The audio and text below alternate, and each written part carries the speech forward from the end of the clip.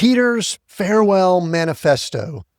The city still smells like ash from Nero's fire. Peter knows his time is short, and he writes one final word. Remember, resist the scoffers, and wait with holy lives. This is Seek, Go, Create. You're listening to Read the New Testament in 90 Days, 27 books, in order, in context. We're walking through the New Testament the way it was written so you can hear it the way the first churches, the original audiences did, so we can get it in context. Make sure you get the reading plan at k2m.foundation/NT90. There's a hub there with a bunch of great stuff. k2m.foundation/NT90. Today's stop, 2 Peter, final letter from a man who knows he's about to die. We'll talk about that in just a moment. Let's talk about some key facts here. We know the author of this is Peter. There is some discussion about that. I will say it's somewhat bothersome to me that we question that because there are a few times in this letter where the author specifically says, I, Peter, or calls himself Peter. And if we question that, then I think we start questioning quite a bit in our Bible. So I am putting this pretty firmly from my standpoint as Peter being the author, but many scholars will question that. The date, we believe it was written right at AD 64. I believe it makes a lot of sense to be right here in AD 64. The audience, it's believers facing false teachers and scoffers. The setting, 34 years past the resurrection, past that time that we know that Peter sat on the beach with the risen Jesus Christ and was told to feed his sheep. He's doing that now with this letter. Rome, the setting, Rome still, it is just recently burned, and it still probably smells like ash from the fire. Peter's martyrdom is imminent. You sense that, you feel that. The historical context, let's talk about Rome for a second. 2/3 of Rome has just burned. Rumors say that Nero watched the city burn while singing of Troy's fall. Some speculate that he actually set the fire so that he could rebuild portions of the city without having to get Senate approval. Whether that's true or not, the emperor needed someone to blame, and the Christians, this group of Christians, were the easy targets. A strange sect accused of cannibalism and incest. Now believers are being torn apart by dogs in the arena, crucified, set on fire to light Nero's gardens at night. Real persecution is going on.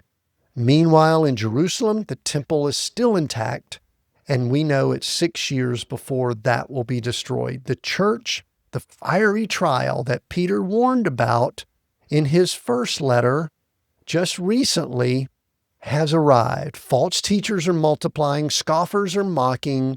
Where is the promise of his coming? Here's the tension. Jesus told Peter how he would die. When you are old, you will stretch out your hands, and another will dress you and carry you where you do not want to go. That's from John 21:18. The stretching of hands points to crucifixion. Peter has carried that knowledge for over 30 years. Now, watching believers being crucified and burned in Nero's gardens, he sees his own death approaching. Tradition says he'll be crucified upside down, feeling unworthy to die the same way as his Lord. This isn't a surprise.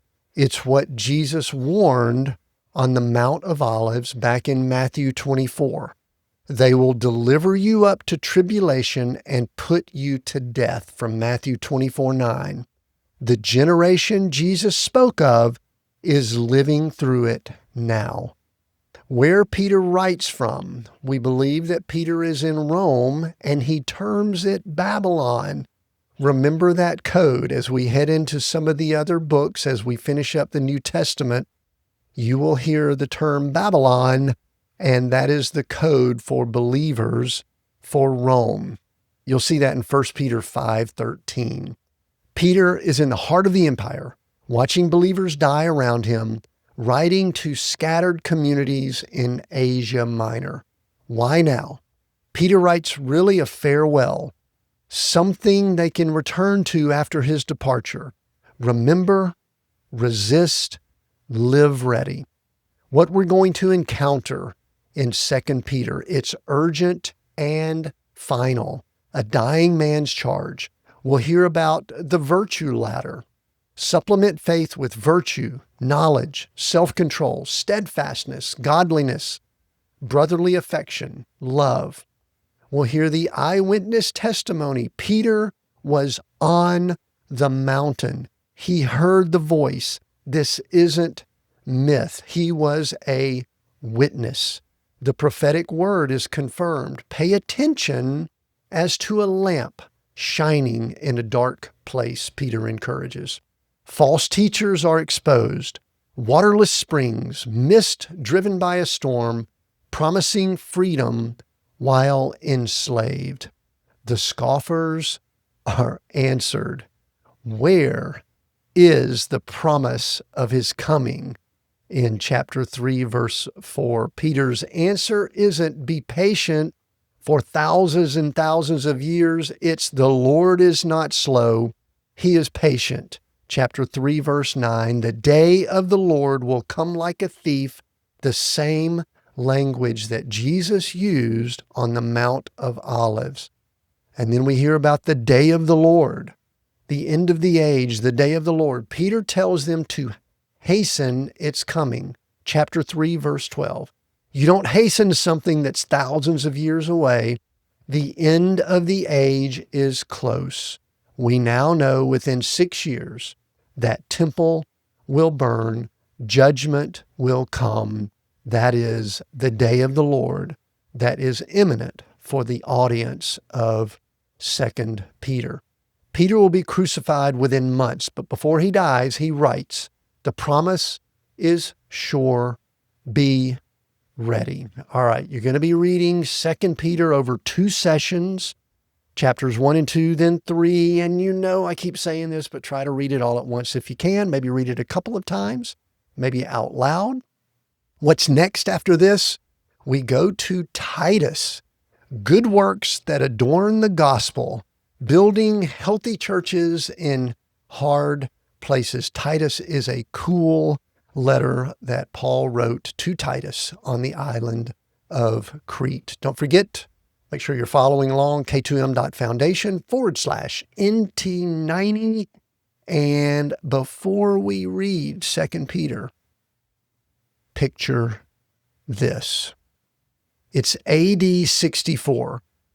You're in Cappadocia, one of the scattered communities Peter addressed in his first letter. Months ago, he wrote, do not be surprised at the fiery trial when it comes upon you. You wondered what he meant. Now you know. Word has reached you from Rome. The city burned. Nero blamed the believers. Christians are being torn apart by dogs in the arena, crucified, set on fire to light the emperor's gardens at night. And now a second letter has arrived. Peter's handwriting, his final words. You unroll the scroll. He writes of scoffers mocking the promise. He writes of the day of the Lord coming like a thief. He writes of new heavens and a new earth where righteousness dwells. Peter knows he's about to die. Jesus told him 30 years ago how it would end. But he's not writing in panic. He's writing with certainty. The promise is sure. Be ready. Now, let's read.